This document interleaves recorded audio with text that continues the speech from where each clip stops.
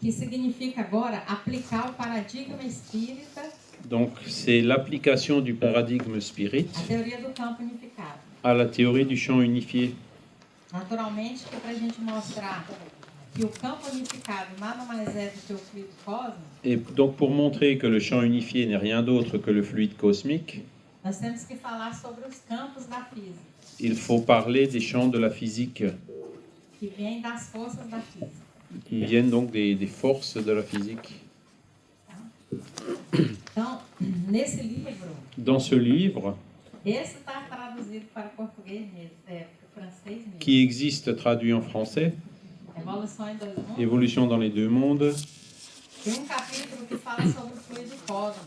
il y a un chapitre qui parle du fluide cosmique, Primeiro capítulo. le chapitre 1, Muito importante, muito profundo. qui est très important et très profond. Porém, nós vamos ficar aqui no livro básico da codificação, que é a Gênesis. Mais pour commencer, nous allons rester avec le livre, un des livres de base de la codification, qui est la Genèse, De Allan Kardec. d'Allan Kardec.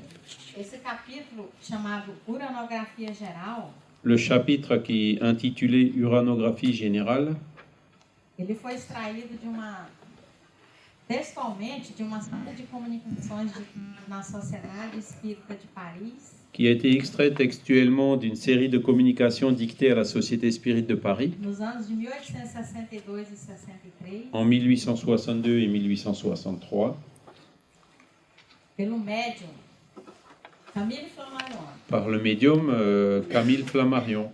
E o espírito foi o Galileu. Et l'esprit, il s'est donné le nom de Galilée. Alors, Camille Flammarion é francês e o Galileu italiano. Donc Camille Flammarion français et Galilée italien. Mas a doutora Marlene disse que os dois são um só. Mais Dr Marlène Nobré dit que les deux sont une seule personne. E que a comunicação, na verdade, ela foi anímica. Et qu'en vérité, c'était plus une communication animique. Mas é só um detalhe. Mais c'est un détail. Nós espíritas temos esse costume de... On a donc, en tant que spirit, on a donc cette habitude d'analyser ce genre de choses. Lá no item 10 desse capítulo, ele fala o seguinte, Au point 10 de ce chapitre, donc, il dit ce qui suit. que tem um fluido etéreo que enche todo o espaço e penetra os corpos. Il est un fluide éthéré qui remplit l'espace et pénètre les corps. Esse fluido, o éter, ou matéria cósmica primitiva, Ce fluide, c'est l'éther ou matière cosmique primitive, ela gera os mundos e os seres. génératrice du monde et des êtres. São inerentes, todas as forças são inerentes a esse meio, todas as forças que presidem a metamorfose da matéria. À l'éther sont inhérentes les forces qui ont présidé aux métamorphoses de la matière. Essas formas múltiplas, indefinidamente variáveis, Ces formes multiples et très variables são combinações dessa matéria. ne sont autres que des combinaisons de cette matière E esse universelle. fluido, ele diversificado nos seus modos de ação, Et ce fluide diversifié dans son mode d'action, aqui na Terra nós conhecemos como vibrações, on appelle ça des vibrations sur la Terre, que os agentes são conhecidos... Não, excusez-moi. Na Terra nós conhecemos como os nomes de gravidade, Excusez-moi, donc sur la Terre, on appelle ça sous le nom de l'attraction universelle, ou gravité. coesão, afinidade, Pesanteur, donc cohésion, affinité, atração, magnetismo, attraction, magnétisme, eletricidade e tudo mais. électricité, etc. Então, todas essas informações, Toutes ces a informations, gente tem que lembrar que foram no ano de 1860. il faut se rappeler que ça a été écrit en 1867, dans les années 1860. Mais ou menos. Então, todas essas forças que são inerentes ao fluido cósmico, Et toutes ces forces inhérentes au fluide cosmique têm a elas um campo associado. ont un champ qui est associé.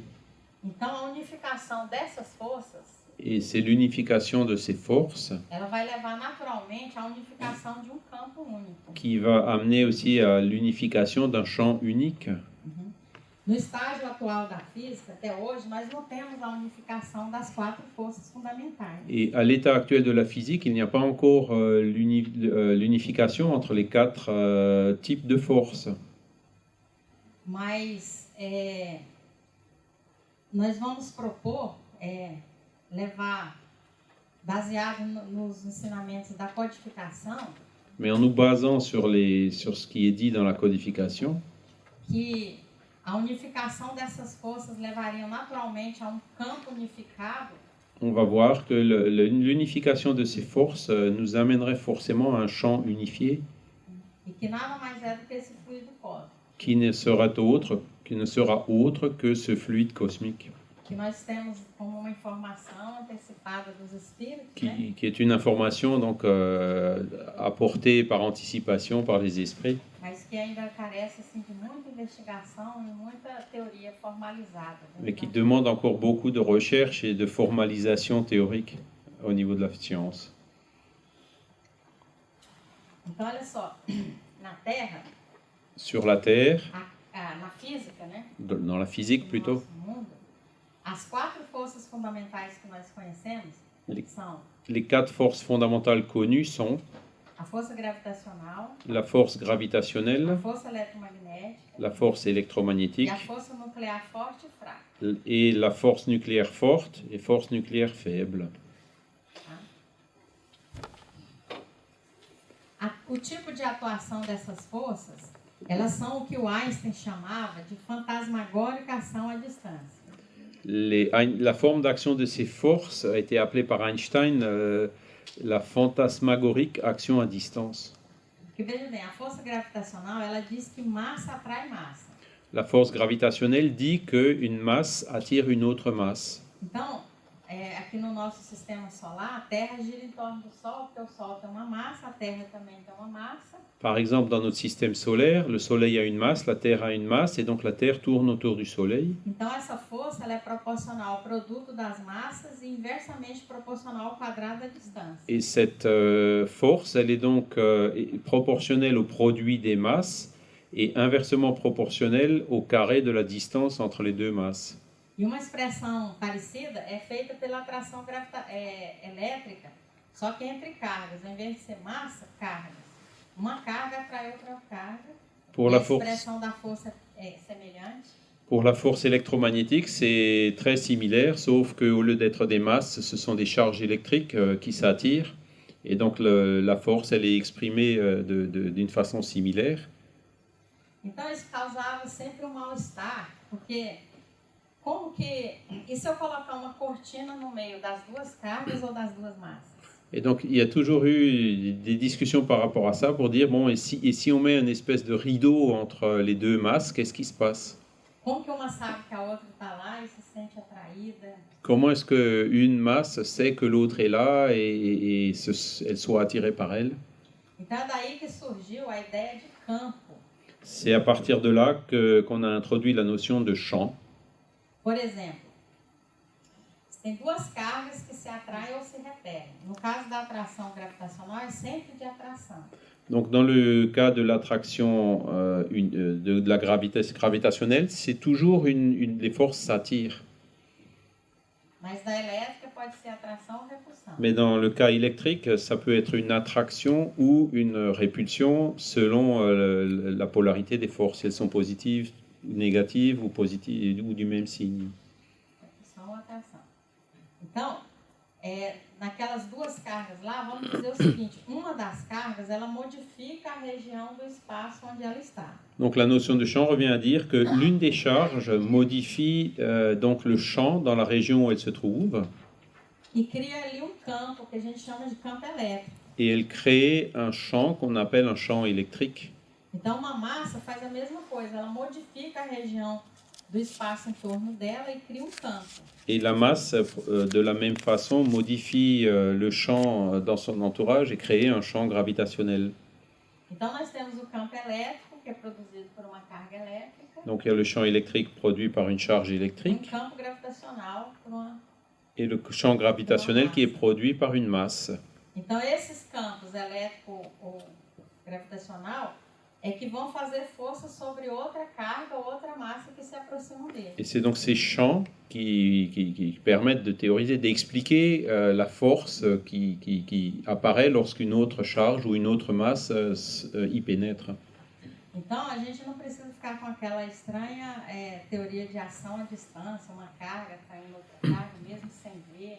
Donc ça permet de résoudre cette question qu'une charge attire une autre charge même s'ils ne sont pas visibles. Então, nesse sentido, todas as forças, elas têm associadas a ela um campo. Et dans ce sens, toutes les forces ont un champ qui est associé à elles.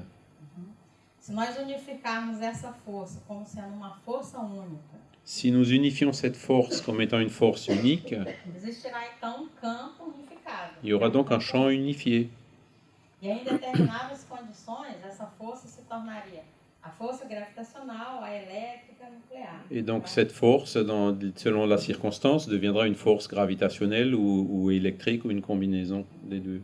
Nós vamos falar aqui do esforço da física para unificar essas forças. Et donc je vais vous parler de l'effort de la physique pour essayer d'unifier ces forces. Não é pas facile. C'est pas facile. Foi o sonho do Einstein. C'était le rêve d'Einstein. Mas ele também não era francês. Et il n'était pas français.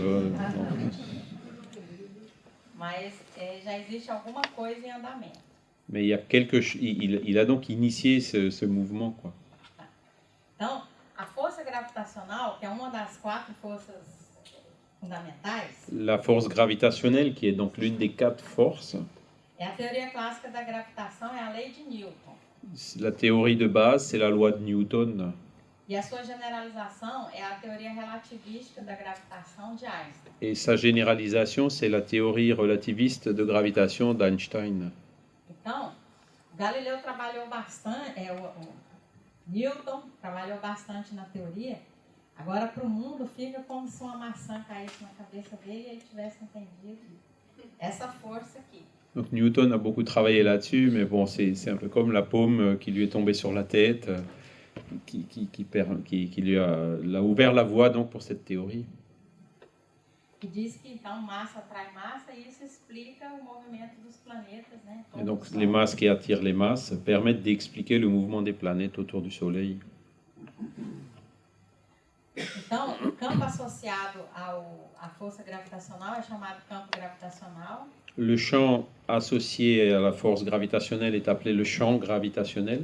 Que é o campo que atrai todos os corpos para o centro da Terra. Donc, qui attire tous les corps vers le centre de la Terre. Então, todas as forças, além de ter um campo associado a ela, eles têm também uma partícula associada. Alors, toutes les forces, en plus d'un champ qui est associé, on peut aussi y associer une particule. Então, a partícula associada ao campo gravitacional, ela é chamada graviton. Donc la particule qui est associée au champ gravitationnel, elle est appelée le graviton. Que foi predita pelo Einstein, até hoje ela não foi detectada. Prévue par Einstein, mais qui jusqu'à aujourd'hui n'a pas encore pu être détectée. Mas as ondas gravitacionais foram, né, detectadas. Par contre, les ondes gravitationnelles, elles, si, elles ont été détectées, mesurées, No ano passado. l'année dernière. A força eletromagnética, a segunda força, é uma força entre cargas. La force électromagnétique, c'est une force qui s'exerce entre plusieurs charges électriques. Então, como a carga ela pode ser positiva ou negativa, essa força pode ser de atração ou repulsão. Les charges pouvant être positives ou négatives, la force peut être d'attraction ou de répulsion. O campo associado a ela é o campo elétrico, Le champ associé, c'est le champ électrique, que modifica a região do espaço e atrai então outras cargas. qui modifie le champ de l'espace et donc attire les autres charges. A partícula fundamental La particule fondamentale é chamada fóton. est appelée le photon. Então, o campo eletromagnético é o fóton, que é a teoria do Einstein que a gente falou. Le champ électrique et donc le Eletromagnético. électromagnétique et donc le photon dont Einstein a parlé. A partícula fundamental é o fóton. La particule fondamentale, c'est le photon. Dos átomos até as enormes montanhas, o que prevalecem são essa força eletromagnética. Donc, dans les atomes, la force qui prévaut, c'est cette force électromagnétique. Por exemplo, no nosso corpo, todos são impulsos elétricos, né, enviados pelo cérebro. Dans- O eletromagnetismo ele prevalece. Dans notre corps, toutes les cellules et toutes les réactions qui se produisent par des échanges d'électrons, donc par l'intermédiaire de ces forces électromagnétiques. Então, quando nós estamos observando os planetas, ali o que predomina é a força gravitacional. Par contre, lorsqu'on observe les planètes, la force prédominante, c'est la gravitationnelle. Então, por exemplo, se a gente conseguisse uma teoria que unificasse a força eletromagnética com a força gravitacional, as duas teriam que aparecer como casos particulares. Et donc, si on pouvait établir une théorie qui unifie la force gravitationnelle et la force électromagnétique, chacune des deux devrait être un cas particulier de cette loi universelle, unifiée. Tá? Então, campo eletromagnético ele é gerado por uma carga oscilando.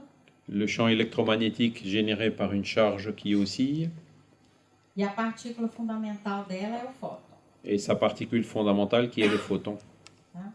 Então, nós temos ainda duas outras forças, né? São quatro. Il y a encore deux autres forces sur les Que é quatre. chamada força nuclear forte e fraca. C'est donc la force nucléaire forte et la force nucléaire faible. Então, por exemplo, no núcleo do átomo, Par exemple, dans le noyau d'un atome, nós temos partículas que têm carga de mesma polaridade, carga positiva apenas. il y a des particules qui ont la même charge électrique, qui sont par exemple positives. Então, deveria existir uma força elétrica aí de repulsão muito forte. Et donc qui engendrerait une force de répulsion électromagnétique très forte. Mas existe uma força nuclear que é maior do que essa força eletromagnética Mais il existe une force nucléaire qui est encore plus forte que cette force e électromagnétique consegue manter, então, esses prótons aí dentro, Et desse pequeno espaço. qui donc fait que les protons de même charge puissent rester ensemble dans cet espace réduit. É chamada força forte. Et c'est ce qu'on appelle la force nucléaire forte. A força fraca, ela é responsável pelos decaimentos das partículas. La force nucléaire faible, elle est résultat, donc elle explique la désintégration des atomes. E as partículas fundamentais são chamadas de bósons. Et les particules fondamentales, on les appelle les bosons. Então, já existiram grandes físicos que tentaram fazer essa grande unificação entre as quatro forças. Donc plusieurs physiciens ont essayé d'avancer donc, dans l'unification de ces quatre forces. Eu posso citar aqui o Abdus Salam, Je peux vous citer Abdus Salam, que é um indiano, un Indien, mas ele gostava de dizer que era paquistanês. qui avait l'habitude de dire qu'il était pakistanais, Quando ele nasceu, o Paquistão não existia ainda. parce que quand il est né, le Pakistan n'existait pas encore. Mas o pedaço da Índia que virou o Paquistão foi lá onde ele nasceu. Então ele falava que era paquistanês. Donc c'est pour ça qu'il a dit qu'il était pakistanais, Abdus Salam, ele ganhou o prêmio Nobel qui a gagné le prix Nobel por trabalho importante que ele fez pour un travail important qu'il a réalisé para unificar pelo menos duas dessas quatro forças fundamentais. pour unifier à peine deux de ces quatre forces fondamentales. E nos anos 70, isso já após Abdus Salam, Dans les années 1970, donc après Abdus Salam e baseado na teoria dele, né, donc, et sa théorie, os físicos descobriram que tem pelo menos duas dessas quatro forças é possível unificar. les physiciens ont découvert qu'il y a moyen d'unifier au moins deux de ces quatre forces, Que seria a força nuclear fraca e a força eletromagnética. qui est donc la force nucléaire faible et la force électromagnétique. Ou seja, essas duas forças poderiam ser descritas dentro de uma mesma teoria. Ces deux forces pouvant donc être décrites dans une même théorie. Essa unificação implicaria que eletromagnetismo, eletricidade, eletromagnetismo, que é a luz, né? E certos tipos de radiação são tudo a manifestação de uma mesma força, que seria a força eletrofraca. Et donc, qui expliquerait que les forces électromagnétiques, donc par les photons, et donc les forces nucléaires faibles pouvaient être expliquées par une même force qu'on appelle la force électrofaible. Eles começaram essa unificação. C'est donc un premier pas vers cette unification. Para essa unificação funcionar matematicamente, Mathématiquement parlant, era necessário que as partículas de transporte, as partículas fundamentais de cada campo, não tivessem massa. pour qu'elle puisse fonctionner, il serait nécessaire que les particules donc liées au champ n'aient pas de masse. Não tivesse massa. Mas já era conhecido de experimentos que essas partículas elas tinham massa. Mais on savait de par l'expérience qu'en fait ces particules avaient une masse. Então essa era a dificuldade de unir as duas forças. C'était la difficulté pour unir ces deux forces. Mas foi então que Et c'est alors que Peter Higgs e François Englert Peter apresentaram uma Higgs solução para esse dilema. et François Englert ont présenté une solution à ce dilemme. Eles falaram que o seguinte, que todas as partículas não tinham massa após o Big Bang. Ils ont suggéré que les particules n'avaient pas de masse tout de suite après le Big Bang Só depois, com o resfriamento do universo, et que ce n'est qu'avec le refroidissement de l'univers, plus tard, é que surgiu um campo invisível, qu'est apparu un champ invisible que ele não chamou de campo de Higgs, qu'il n'a pas appelé le champ de Higgs. mas depois foi dado o nome dele. Et em c'est homenagem. plus tard qu'en son hommage, on a donné ce E nom as de champ de partículas Higgs. só adquiririam massa quando elas atravessassem esse campo. Et que les particules n'auraient eu de masse que lorsqu'elles auraient traversé ce champ. Então esse campo de Higgs, ele tem a função dele é dar propriedade de massa. As partículas são criadas sem massa. Ao atravessar esse campo, elas adquirem a massa. Donc les particules seraient créées sans masse et c'est en traversant ce champ qu'elles acquéreraient la masse. Esse campo estaria em todo o universo, né? Ce champ existe dans tout l'univers. Então eles começaram a propor um experimento para medir então esse campo. Et ils ont donc proposé une expérience qui permettrait de mesurer ce champ. Cada campo tem uma partícula associada a ele. Parce que chaque champ a une particule qui y est associée. Então, a partícula associada ao campo gravitacional é o graviton. La particule associée au champ gravitationnel, c'est le graviton. A partícula associada ao campo eletromagnético é o fóton. Celle associée au champ électromagnétique, c'est le photon. E a partícula associada ao campo de Higgs, que dá massa às partículas, seria então o bóson de Higgs. Et la particule associée au champ de Higgs, ce serait le boson de Higgs. É uma partícula fundamental desse campo. La particule fondamentale donc de ce champ de Higgs. Então, em 4 de julho de 2012, foi C'est observado pela primeira vez C'est le 4 juillet 2012 qu'on a pu observer la première fois ce boson de Higgs. o bóson de Higgs. Depois de muito dinheiro investido naquele laboratório, Et ça a demandé muita donc pesquisa. beaucoup de recherche et beaucoup d'argent investi. Só para a gente ter uma ideia, a internet, da maneira como nós conhecemos hoje, C'est pour vous donner une idée, l'Internet tel qu'on le connaît aujourd'hui, ela surgiu devido a esse projeto, a essa pesquisa, porque era preciso mandar as informações lá para o mundo inteiro e com rapidez. elle découle de ce projet parce qu'à l'époque, il fallait que les informations entre les différents laboratoires soient échangées avec une grande vitesse. Então, esses dois aí eles propuseram isso na década de 70. Donc vous E voyez, aí, em 2013, ganharam o prêmio Nobel. c'est les deux là qui ont fait cette proposition en 1970 et qui ont eu le prix Nobel en 2013, Porque a teoria deles, que eles propuseram, foi verificada. puisque leur théorie a été confirmée. Eu não sei se o Peter Higgs leu o livro dos Espíritos, Je ne sais pas si Peter Higgs a lu ou pas le livre des esprits, mas o Allan Kardec falou a mesma coisa. mais Allan Kardec, il disait déjà à l'époque pratiquement la même chose. Então, antes de eu falar sobre isso, só mostrar aqui o laboratório. Tinha que ter um pedaço da França, mesmo que não fosse todo. Alors c'est juste aussi pour vous montrer que le laboratoire, il fallait qu'il y ait un petit morceau de la France, même si c'était pas complètement en France. Eles fizeram um anel aí onde eles chocam partículas. Il y a donc cet anneau d'accélérateur de particules où on fait des collisions entre particules Com velocidade bem próxima da luz. avec des vitesses proches de celles de la lumière E eles simulam o Big Bang.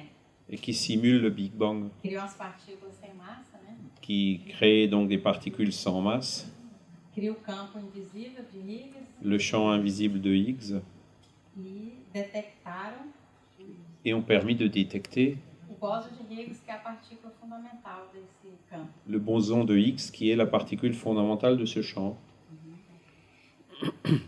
Então vamos ver se o Peter Higgs tinha lido o Livro dos Espíritos ou não. On va voir si Peter Higgs il avait lu ou pas le livre des esprits.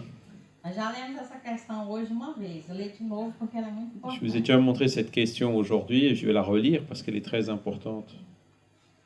Então ele fala assim: então existe dois elementos gerais no universo, a matéria e o espírito? Il y aurait ainsi deux éléments généraux de l'univers, la matière et l'esprit. Sim, acima de tudo Deus, né?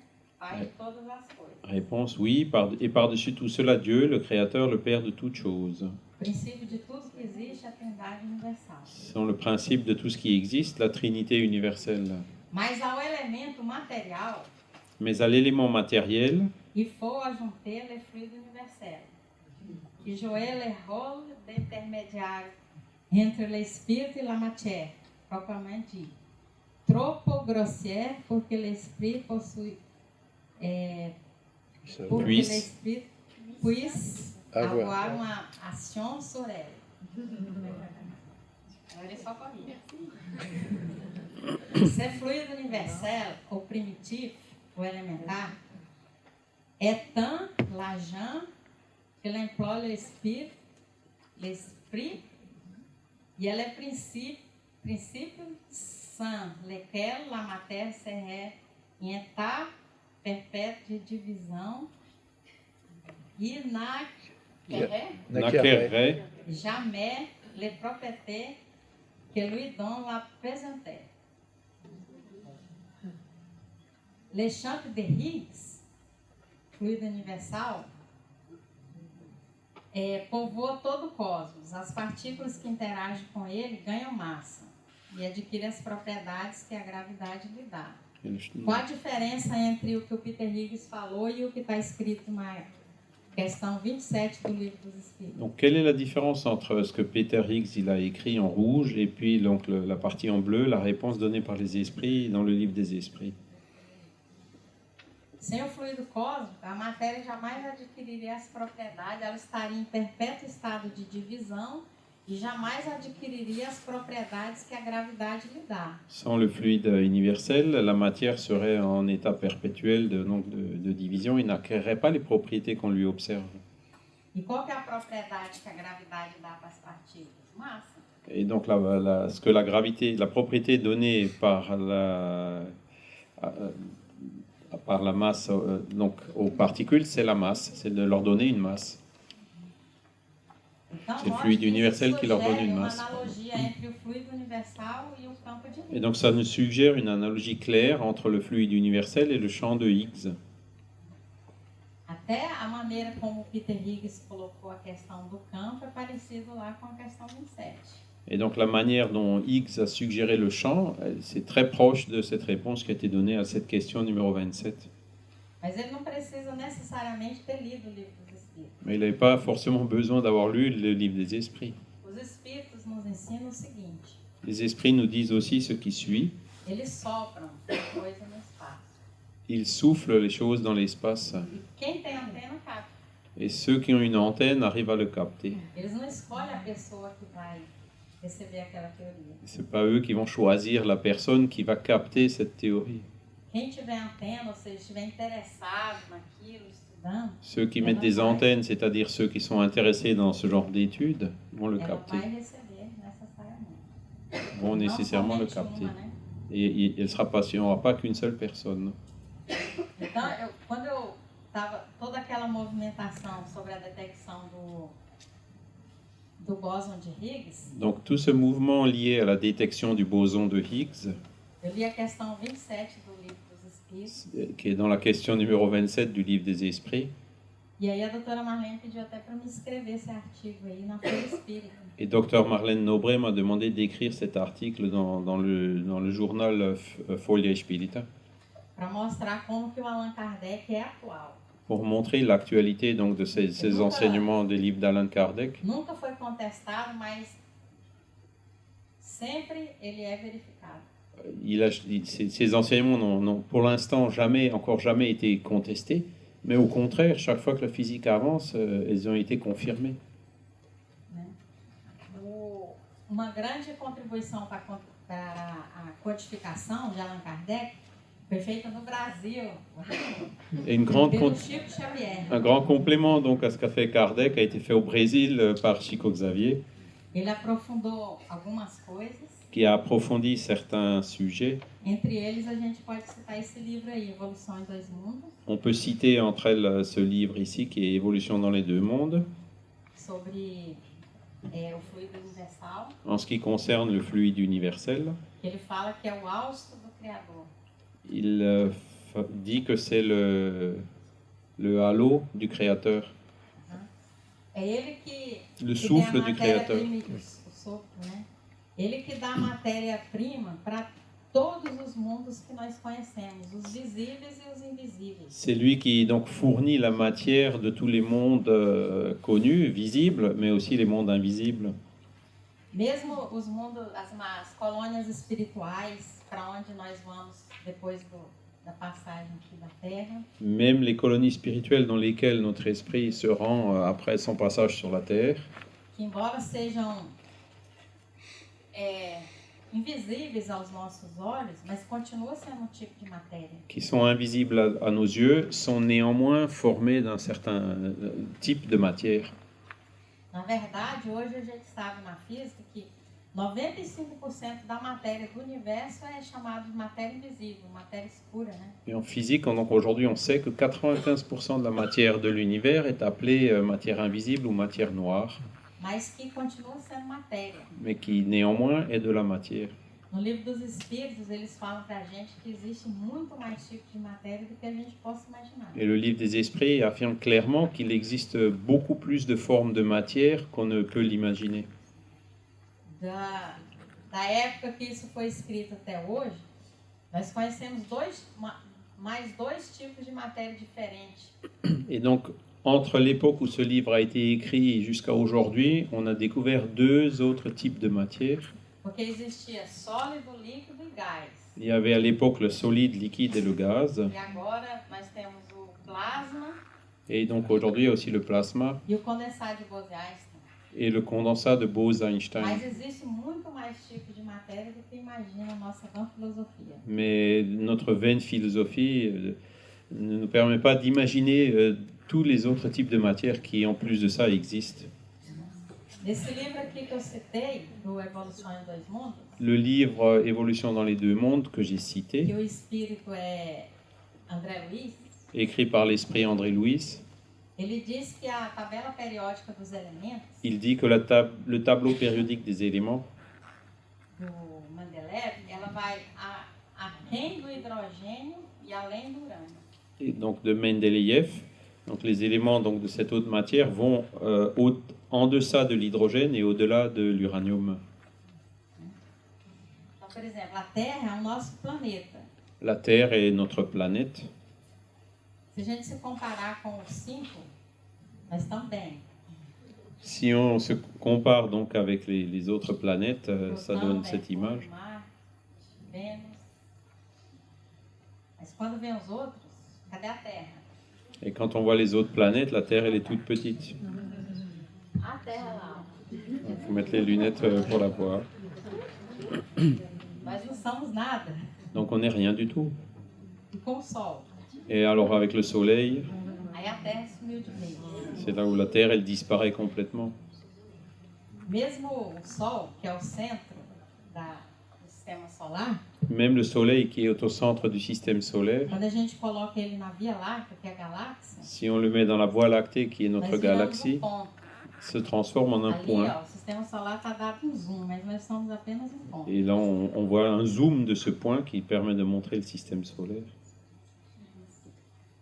Então, embora seja necessário fazer aí uma teoria formalizada, matematizada, Bien qu'il soit nécessaire d'établir une théorie formalisée et mathématisée, provavelmente por algum francês, qui sera probablement faite par un Français, eu posso fazer um pós-doc com ele, je vais faire un post-doctorat avec lui, a gente sabe que, então, uma força geral, unificada, on sait donc une force générale et unifiée rege o universo inteiro, peut régir l'univers entier como informação, né, da codificação.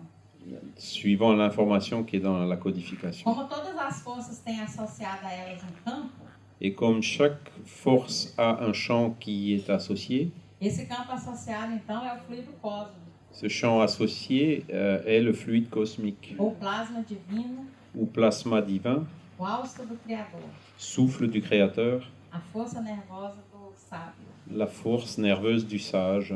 Nesse domínio, Dans ce domaine, as vibrações são conhecidas como som, on trouve les vibrations connues comme le son, calor, la chaleur, luminosidade, la etc. lumière, etc. As constelações dos sóis, os mundos e os seres, La constellation et les soleils, les mondes et les êtres. estamos todos inseridos dentro desse campo, como os peixes estão no oceano. Nous sommes tous plongés dans ce champ comme les poissons sont plongés dans l'océan. Essa força generalizada, Cette force généralisée, para mundos como nós aqui na Terra, pour des mondes comme le nôtre qui est la Terre, é conhecido como a força gravitacional, est aussi connue comme la force gravitationnelle, a força nuclear, nucléaire, eletromagnética. électromagnétique. A lógica é que essas quatro forças são para mundos aqui como na Terra. Et ces quatre forces s'appliquent donc à des mondes comme la Terre. Em outros mundos são outras forças, Et dans d'autres mondes, les forces peuvent avoir une forme différente. né? Mas o que eu achei mais interessante é uma pesquisa que ainda está em andamento. Et le plus intéressant, c'est une recherche qui est encore en cours. Eu já tive assim, alguma intuição de como demonstrar muita coisa que eu vi lá na Gênesis. Et donc, j'ai déjà eu l'intuition de comment arriver à modéliser certaines choses qui peuvent être lues dans la Genèse. Mas eu já comecei a divulgar isso aqui em função do trabalho de 2012 que saiu. Et donc, j'ai commencé à divulguer cette idée-là en fonction de cette découverte en 2012. Para, de certa forma, se homenagear ao Allan Kardec, porque falou isso mais de século antes. Pour rendre hommage donc à Allan Kardec, qui a écrit cela il y a plus d'un siècle.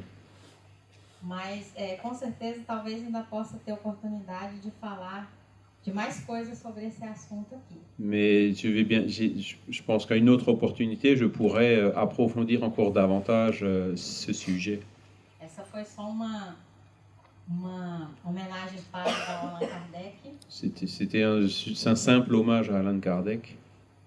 E uma outra pessoa que eu gostaria de homenagear Une autre personne à qui je voudrais rendre hommage, é a doutora Marlene Nobre, c'est le docteur Marlène Nobré, que me trouxe aqui em Toulouse a primeira vez em 2013, qui m'a amené ici à Toulouse pour la première fois en 2013. que não está mais materialmente entre nós, Marlène qui n'est plus matériellement parmi nous, mas que com certeza, espiritualmente, ela não está perdendo evento como esse, não. mais qui certainement, à l'état spirituel, participe à cet événement, à un événement comme celui-ci. C'est ça. Merci beaucoup pour votre attention et bonne journée. Merci.